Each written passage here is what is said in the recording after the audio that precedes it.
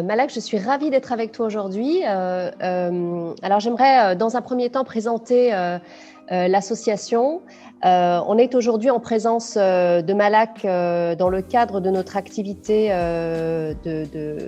d'atelier autour de la parole des femmes.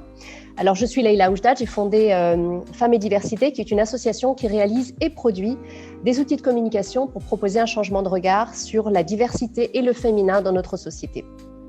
Tu es diplômée en droit international et d'un master 2 en diagnostic sociologique du travail.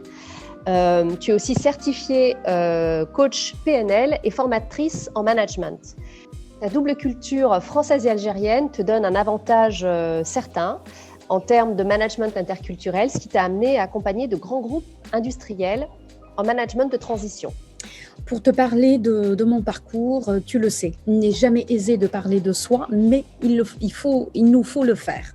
Donc, mon parcours professionnel, suite à la brève présentation que tu as fait au niveau du parcours académique, a été justement dans le droit fil de cette formation académique, c'est-à-dire que j'interviens tant au niveau du coaching professionnel qu'au niveau du coaching personnel. J'accompagne les entreprises dans la mise en œuvre des processus de transition. Je travaille énormément sur la thématique du leadership et de la communication non violente et bienveillante. Et au niveau du coaching personnel, du fait de ma certification, donc en PNL, du Dr Richard Bandler, je me suis intéressée à la neuroscience et comment elle impactait justement notre développement personnel au quotidien, tant au niveau professionnel qu'au niveau personnel. Alors, tu es très investie dans l'entrepreneuriat au féminin. Quelles sont selon toi les compétences indispensables pour être une femme entrepreneur? Bon, moi, j'aborde toujours le prisme du féminin, on est d'accord sur ça. Et est-ce que tu pourrais nous décrire les valeurs fondamentales que tu défends dans ton métier de coach ou en tant que manager de transition? Alors, la question est très intéressante et à l'appel de ma part, je vais te dire la vérité, une double réponse.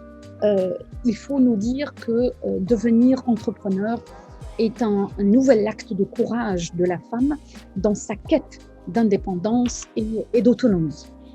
Donc, je dirais que les compétences qui vraiment montrent que la femme a un rôle et un apport certain au niveau de l'entrepreneuriat, c'est déjà cette résilience dont elle fait preuve au quotidien face aux différentes embûches qu'elle rencontre sur son chemin.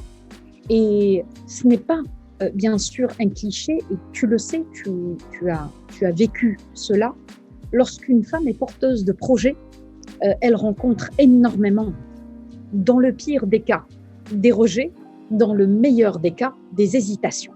Et merci aussi à tous les hommes qui nous soutiennent, parce qu'il ne faut pas oublier que le leadership féminin aujourd'hui, il en est arrivé là grâce aussi au soutien de grands hommes qui nous ont entourés de leur courage et qui nous ont portés par leur bienveillance. Donc, merci à tout le monde.